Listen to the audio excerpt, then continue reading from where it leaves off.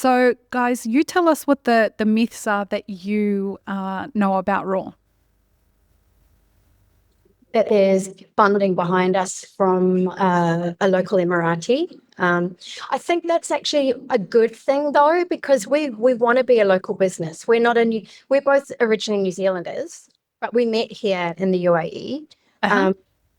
We wanted to run the business as owner-operators, and we consider ourselves an Emirati business. So to be thought of as having an Emirati founder behind us, that's fine. I'm good with it. Let's be honest. Cheap, watered-down drinks aren't cutting it anymore. Raw Beverage Trading partners with venues that want to win. We develop bold, consistent, damn good products made with real ingredients because your customers can taste the difference. Matcha, we're on it. Cold brew, best in class. We're not here to chase pennies. We're here to build brands, loyalty, and bottom line profits. Stop letting cost controllers call the shots. Raw is where margin meets meaning. If you're looking for a partner, not just a supplier, contact sales@rawcoffee.ae or check the show notes for details. Welcome to the Map Forward Middle East podcast, friends. This is our second series in our new direction for Map Forward Middle East, and I am proud and privileged to welcome Kim Thompson and Matt Toogood from Raw Coffee Company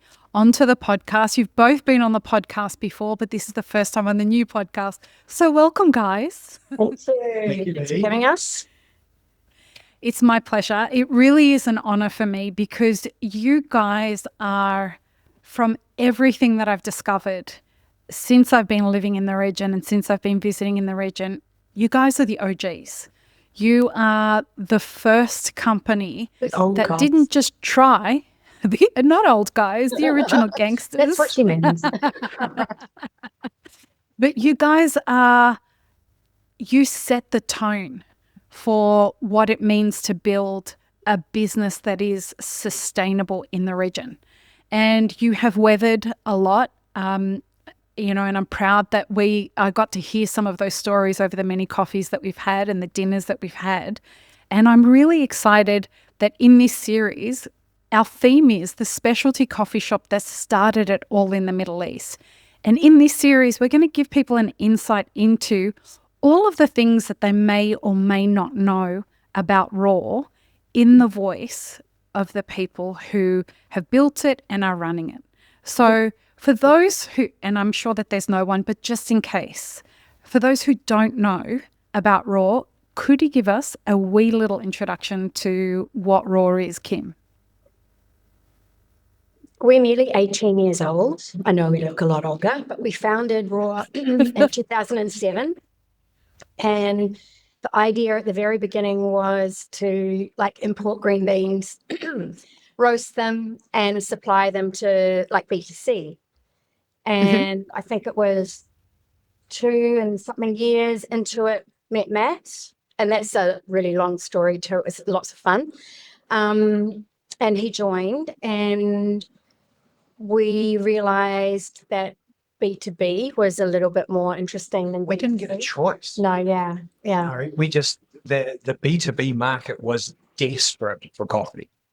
I think it was naivety and just right timing. If we look back on everything, but it wasn't easy, and we made lots of mistakes, and we met lots of very cool people in those early years. If we travelled to trade shows to learn about things. And we were lucky from the beginning that we positioned ourselves in that niche quality market, because I think that was a good play. But yeah, 2007, just to fill a gap in the market for freshly roasted coffee that was done locally. And it was incredibly expensive coming from New Zealand. I remember the first time I bought a bag of coffee and I looked at the price of it and went, wow, that's twice as expensive as what I'm paying for a similar quality coffee out of Auckland. And yet, when we actually got into the business, when I got into the business, the business wasn't going to be able to be viable at those prices. So we even had to put it had to be higher. Yeah. Wow. And that's purely down to the fact that people don't realize how expensive it is to do business in this town. Right? Yeah, I mean, it's expensive to do business everywhere, but it is extra expensive. People think, oh, it's a tax haven and, because we don't pay tax, doing business here is really cheap. Things couldn't be further from the truth. I mean, whether you're listening to this as someone who lives in the region or as someone who is thinking to do business in this region, that is a myth. That doing business here is cheap is an absolute lie. For anyone who is going to convince you that that's the way that you should do things, I would invite you to consider listening to the entirety of this series. So in this episode, folks, we're gonna dig into the myths around Raw. This I am very excited about. You two have been there are many stories out there in the world about what Raw is and what role Matt plays, and are you two married, and who owns the business and who doesn't own the business. So Or who invested in the business? Who invested in the business? Yeah. Is there an Emirati behind it? Blah, blah, blah, blah, blah. Right? And that's important because the more I ask questions about different businesses in this region, the more lies that I notice, or let's say the more veils I see and facades that are up there. So I think it tells a lot that when, for those listening, when I said to Matt and Kim, what do you guys want to talk about? They're like, let's talk about all the myths. Let's give everybody the open everything about what the myths are and what Raw is and what it isn't. So, guys, you tell us what the myths are that you know about Raw. That there's funding behind us from a local Emirati. I think that's actually a good thing, though, because we want to be a local business. We're both originally New Zealanders, but we met here in the UAE. We wanted to run the business as owner-operators, and we consider ourselves an Emirati business. So to be thought of as having an Emirati founder behind us, that's fine. I'm good with that. That's fine. There's no other Raw anywhere in the world. Yeah. It was started by Kim in 2007. To be really honest, it was a little bit of a false start the first time. So when I met Kim, it was already version 2 of Raw. The first roastery I built was purchased by Coffee Planet because at that stage they were bringing coffee in from Union Roasters in London, and they had entered the market here as Coffee Planet with investment, and they bought my roastery when we were needing to sell because we'd already run out of money because we had huge issues with Propack when we bought our roaster. So it was at the time that the manufacturing business that we'd bought the roastery from had the father had died, the siblings were fighting over the direction of the business, so their assets were held. I had to go up and file a case with a German lawyer and try and get the roaster released. All the delays and compliance, I think it took 3 months to try and get the certificate that showed that there was no emission that was dangerous for the environment. And I got that one day because I cried and at the municipality because I just was going around in circles for months. And so slowly all these things happen and we ate up a year of doing nothing. And that's when we regrouped. We sold the first roastery, we moved, we lost the consultant who we'd employed, had never taught us to roast, so we had to learn ourselves. We rebuilt a smaller facility in the Dubai Garden Centre, and we just started from the beginning again. And that's when I met Matt. So, but it's actually all really good stuff because it made you consolidate, think about what was important. We realized at that stage we were not going to do trade shows. We wanted to go to origin and form relationships with the producers. So I think that kind of made us who we were. But yeah, the start was very rocky. And look, it's kind of lucky that we can talk about this 14 years later. But Raw was effectively insolvent for the first 3 years that we were working together. You know, we were living quite literally beanbag to beanbag. I remember one night at the garden centre, we were working out of a 40-foot container that had been converted into a store, and we had a little desk in it. And I remember the security guard and I had to offload 3 pallets of coffee, and I had to carry them 100 meters on my back at like 1 o'clock in the morning. Wow. Because we had got down, we had 11 kilos of coffee left. And the next day I had no idea what we were going to roast. And we were literally living back. And we started to supply coffee. So our first commercial customer was Gordon Ramsay's restaurant. So we were getting nice No clients. way. And everyone else, he had a huge reputation down here then. And his sommelier, I remember Luca, he cared about coffee. A lot of people didn't see even respect coffee as a product at that stage. So if you got someone like that who liked what you were doing, other people were going to start following. So yeah, it was cash flow as well as logistics. And yeah, the mistakes we made at the beginning were immense. Isn't it fascinating that most coffee companies that open today still make those same mistakes? Probably, yeah. We, as an industry, we continue to reinvent the wheel, which is a lot of, I think, what holds us back as an industry. We're not learning from each other's mistakes. It's a big part of why this podcast exists, so that we can open that up and let people know that, hey, one, you're not alone. You're not the only one who's tried to figure this out and struggled.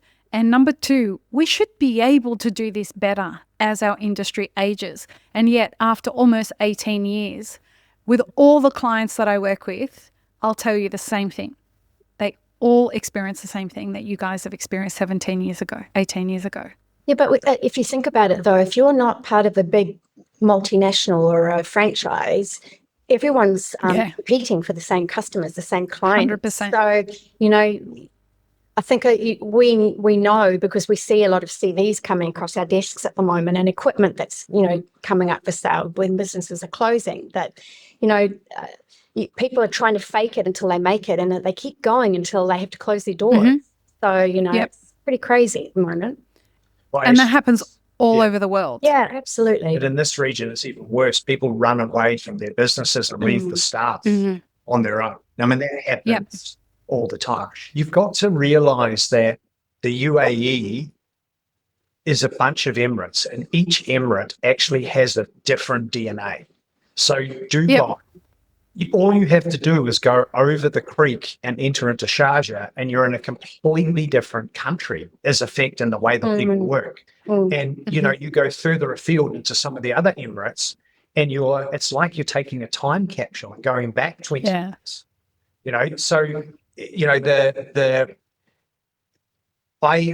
we choose to live here because we love living here, but there is a lot of things that are not what you would expect when you actually pull back the curtains. Especially Dubai has done an amazing evolution, but you've got to realize you don't grow a city the way that this has grown without, having some problems. And there definitely are problems. The great thing is that the leaders of the city actually are trying to make it better. They're always trying to progress. And it's not all about money all the time. But in order to build something like that, there's a cost. And what people don't realize is that the cost is directly levied on the businesses that are here. And it's not indirect. This is the biggest user pays experiment in the world. Mohammed Mir'i said it from Cypher Coffee, said it on our global podcast once. He said, look, sure, we don't pay tax, but I wish that we paid tax compared to the fees that we have to pay to do business here, because at least I'm going to get taxed after I've earned the money. Here, I've got to pay before I've earned the money. I'm paying everything up front before we do business. And he's got a massive point there. I mean, there's so many myths about doing business in this region, and people have I get asked so many times, Lee, you don't seem like a blingy person. Like, why do you live in Dubai? I'm like, come on now.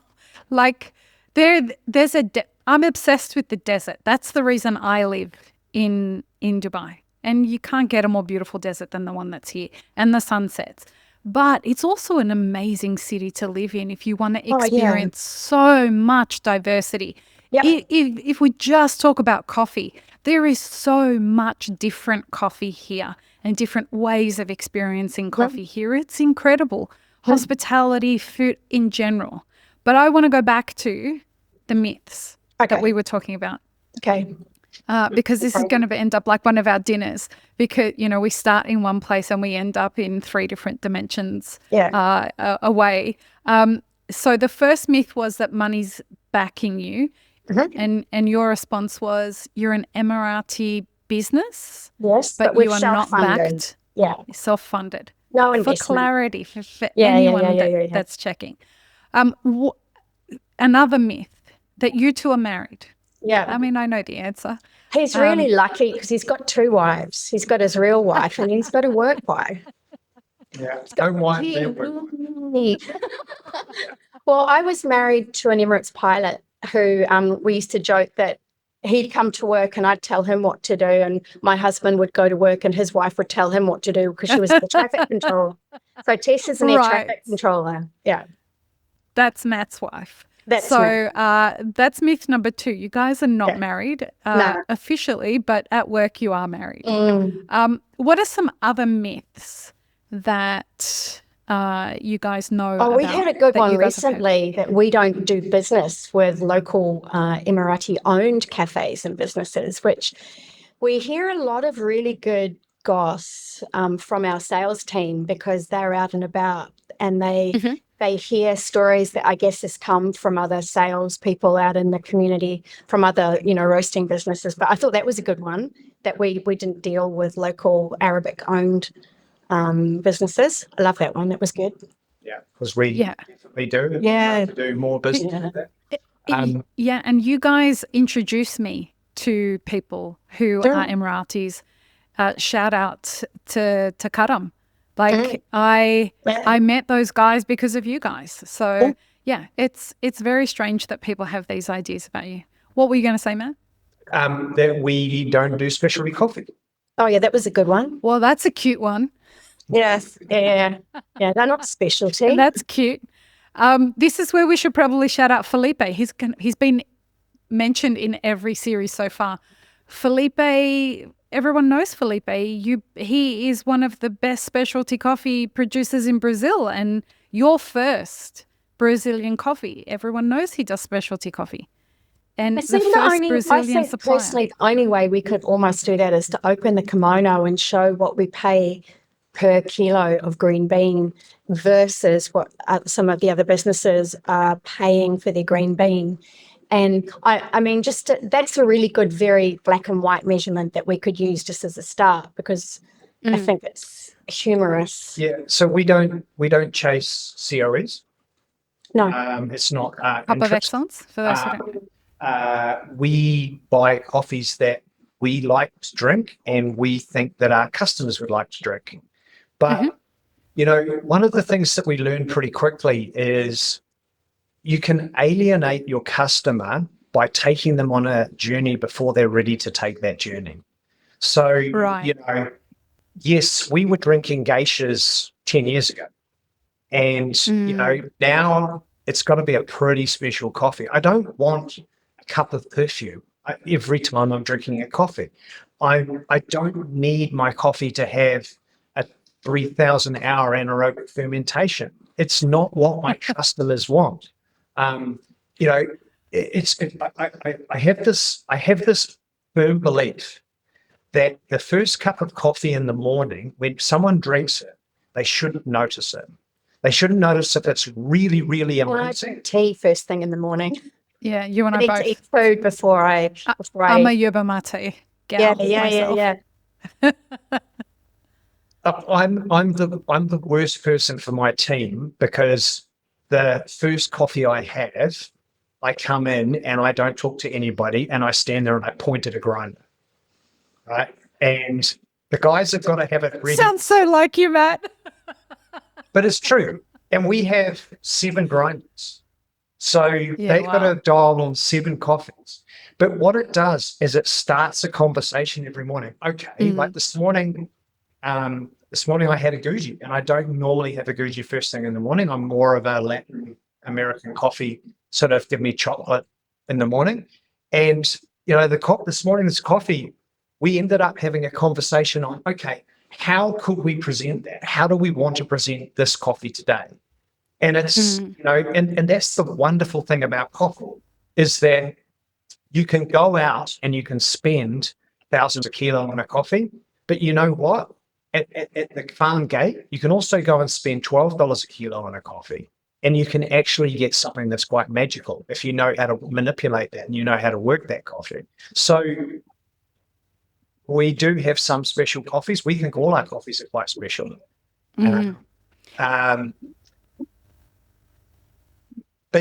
I have drunk them and I can tell you, as a customer of Raw who goes in and sits there and drinks the Gujis and drinks you guys had